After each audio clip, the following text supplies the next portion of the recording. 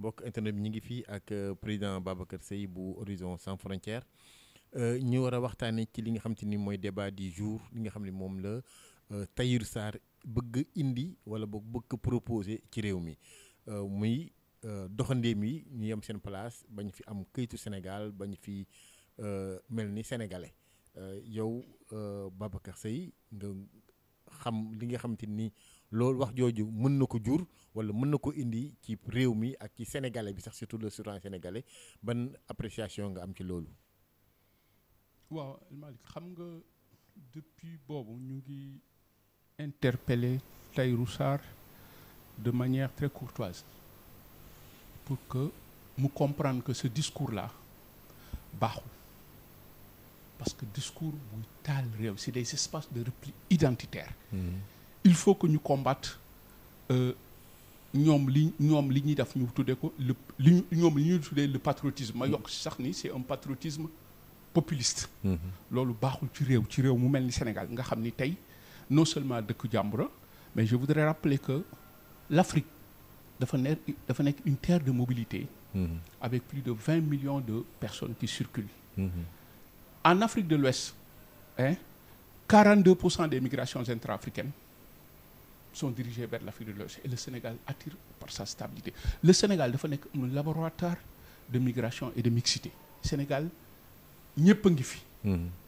kon tey bu ñu demee ba ñun lañ ñuy xeex ci réewum tubaab bi suñu dëkk mu am ñu fi tenir un tel discours je crois qu'il y a danger. Il y a urgence. Tahirou Sarr bëgguma woon sax di nommer mais il faut qu'on l'arrête le plus rapidement possible. Il faut que mu arrêter ce discours-là parce que day jur njaaxum. Je rappelle que toute l'Afrique est minée par des crises. te tey le facteur le plus chrysogène c'est le facteur identitaire. C'est le rejet de l'autre. C'est cette haine-là de l'autre aujourd'hui moo lakk toute l'Afrique. Gis nga le concept de l'ivoirité en Côte d'Ivoire les stigmates sont là. kon tey un tel discours au Sénégal ci contexte bi ñu nekk tey surtout que nag may rappeler le Sénégal dafay dugg dans une nouvelle ère géopolitique avec la production des hydrocarbures gis nga dëkk yooyu des études ont montré que dans les pays producteurs les 2/3 des conflits sont localisés. Qu'est-ce qui est derrière tout cela? Il faut que l'État prenne ses responsabilités. Il faut ouvrir une information judiciaire. Qu'est-ce qui est derrière ces agissements? Je rappelle que pétrole et le gaz dañu nekk l'objet de beaucoup de convoitises. waaw mais président balaa ñoo yegg foofu. Tahirou il faut ñu tudd ko ndaxte moo tudd baat boobule li nga xam te ni wax na ko mais Sénégal fu mu dem Sénégalais yi fépp fu ñu dem rek dañ naan ko ana sa titre de séjour ana sa nangam léegi pourquoi étranger bu ñëw Sénégal kenn du la ko laaj.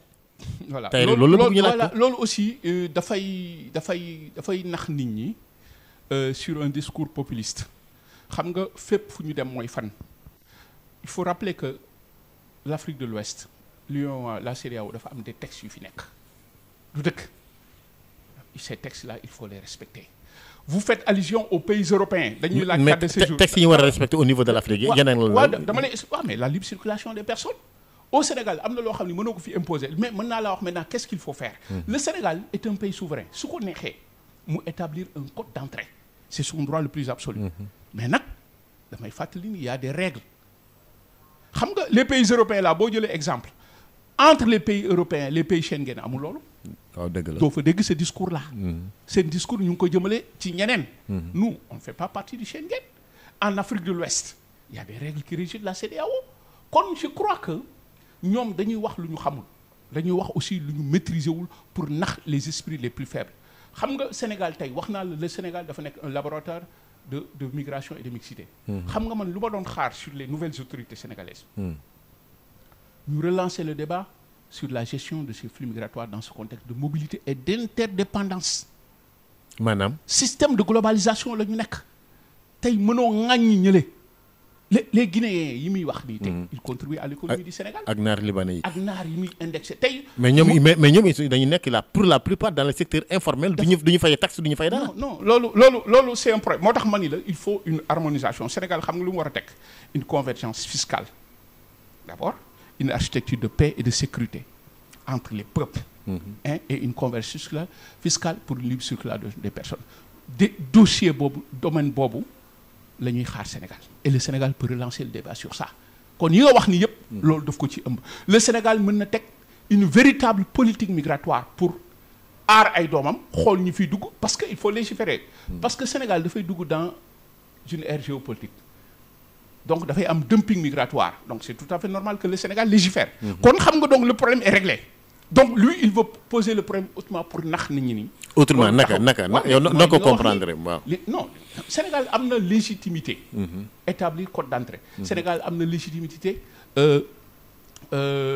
légiférer dumping migratoire laa la wax ñëppay ñëw mais su ko defee est-ce que tam accord yi mu signé yi mu ratifié au niveau de la CEDEAO wala au niveau de est-ce que du yàq dara quand même waaw mais am na moom ni mu wax noonu la Sénégal war a doxalee su ko Sénégal doxalee yàq dama la wax ni nous sommes dans un contexte d'interdépendance ba pare nous sommes des Africains El Malick nous sommes liés par des liens culturels et de sang ñaata doomu sénégalais ñoo yeewoo Guinée googu muy wax ñaata doomu sénégalais ñoo yeewoo Liban googu ngay wax tey yaa ngi attaqué ñoon bu subaa mu attaqué ñeneen mais un tel discours met en danger la vie des sénégalais yi nekk ci dëkk yooyu ak faneen Sénégal ay doomam rek ñoo nekk bitim réew dëgg la un tel discours daf leen di yàqal discours boobu waruñu ko tenir sénégalais aujourd'hui Tahirou Sarr mënul taxaw tey di laaj des voix au Sénégalais pour lakk Sénégal le ministre de l'Intérieur doit agir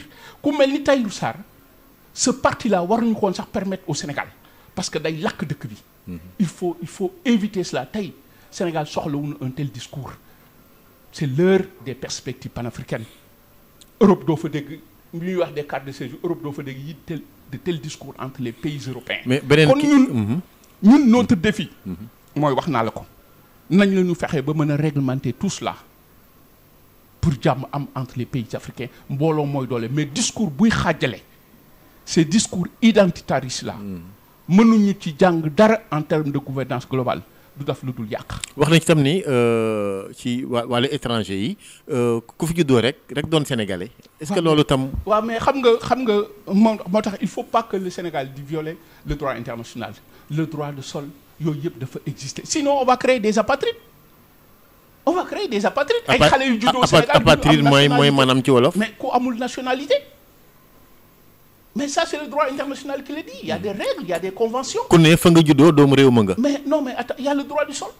mais boo buggee rejeter yooyu yëpp tënk yooyu yëpp dindi yooyu yëpp par un discours populiste bugg a gëmloo Sénégalais yi ne ñooñu gan yi la notion de gan la ñu warul wax Sénégal. nous sommes des Africains.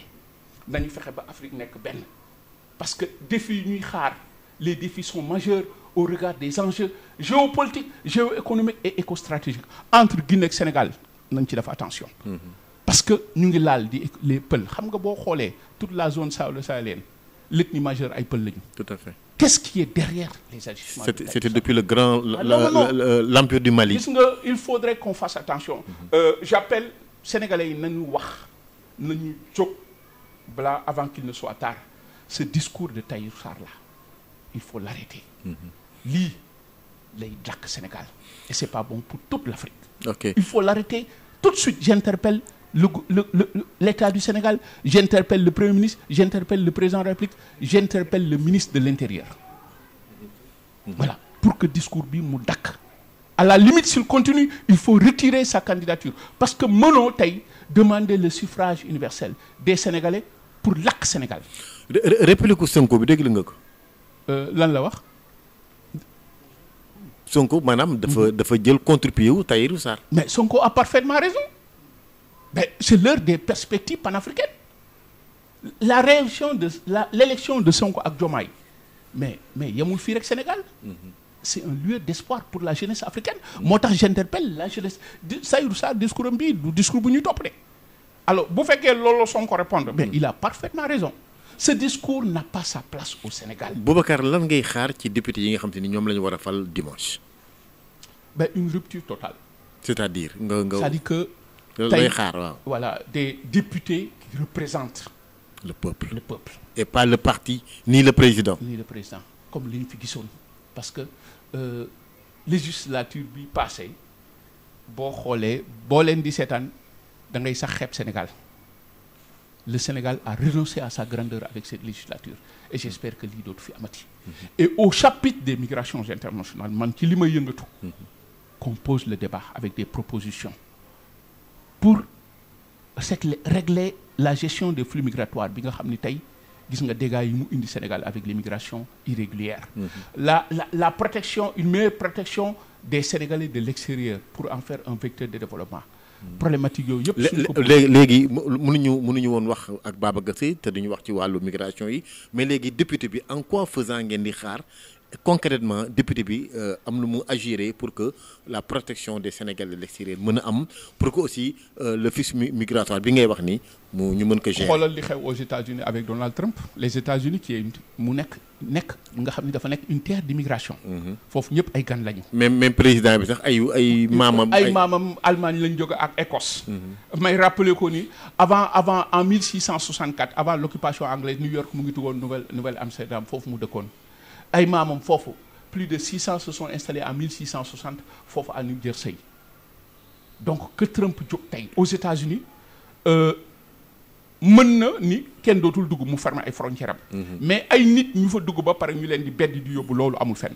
alors ku mel ni Trump nag tey dina créer beaucoup de tensions géopolitiques liées à l'immigration déjà commencé na wax na ils ont commencé am na là il faut protester. parce que Trump boo xoolee sa psychologie du koo xam ne bëggul nga woon ko signe de faiblesse Trump ku mu nawlu mooy ki am doole. wala ki am xaalis. ku jëflante ak moom daal. voilà moom ñooñu la nawloo soo wonee ci moom faiblesse rek mu écraser la donc les gens vont protester mais aussi rappeler que les États-Unis ont été conçus comme ça yooyu yàgg na fa. en 1688 avec la loi Burlingame. San Francisco loolu amoon na fa avec les Chinois ñu leen di xeex. en 1763 en Pennsylvanie les Allemands ay maamam tamit dañu jógoon ni leen yéen kat boo leen di ñëw fii da ngeen di indi seen i làkk ak seen i coutume. nous on ne veut pas la germanisation de la Pennsylvanie ñooñu dañoo xeex ba ñu jëlee loi yi. le 14 mars 1891 avec les Italiens yi ñu doon woowee des nègres macaroni. c'était comme ça. Washington Post ñoom ñëpp même le président bi fa nekkoon sax bëgguloon ubbi une enquête fédérale parce que dañu jàpp 11 Italiens lakk leen jiiñ leen ni leen yéen a rey le chef de la police David Hennessy donc tey les États doivent protester Sénégal warul d'accord benn accord buy jëlee ay doomam États-Unis ci ay avions yu leen di indi fii et s'il y a une protection de masse di nga gis ni la donne va changer maintenant suñ ko bàyyee day def lu ko deex toroxal ñaata Sénégalais ñoo nekk en maille dans les pays d'accueil gis nga bërki démb communiqué bi ma def Maroc plus de 300 passeurs foofu sax damay wax ni xëy na ñun ñoo nekkul ci yoon mënuñu lu dul ñaan dëmbal la grâce présidentielle ñaata sénégalais la ñu rey dossiers yi jaarul fenn gis nga Argentine keroog lañ fa fekk kenn rey ko donc yooyu yëpp c'est des dossiers qu'il faut poser au sein de l'Assemblée pour mu am des enquêtes. kon daal des députés de la diaspora am nañu liggéey bu baax bu bëri ba leen di xaar. waaw mais xam nga man li tax concept député de la diaspora mosuma cee ànd. xam nga on utilise la diaspora comme grenier politique muy liggéey les partis politiques classiques. pourquoi député tout simplement mais pourquoi affilié aux partis politiques boo xoolee bokkuñu tendance kon ku nekk sa intérêt parti ngay dox. quel est l'intérêt de la diaspora dans tout cela. la preuve en est que dañuy mat 15 mais duñu mën a am groupe parlementaire de la diaspora donc man d'accorduma loolu cette vision là d'accorduma ci donc moo tax li ñu war a changer au niveau de l'Assemblée bëri na et j'espère que au chapitre des migrations internationales man bi may yëngatu ils vont faire avancer le dossier. mais pourquoi bokkuloo ci liste yi pour défendre loolu. non mënuma affilier un parti politique. non mais nga dem en indépendant. waaw mais doole boobu laa amul parce que sama xeex bi kenn jàppale wu ma ci. dëgg la voilà dafa jërëjëf Babacar Sèye. voilà merci beaucoup. jërëjëf.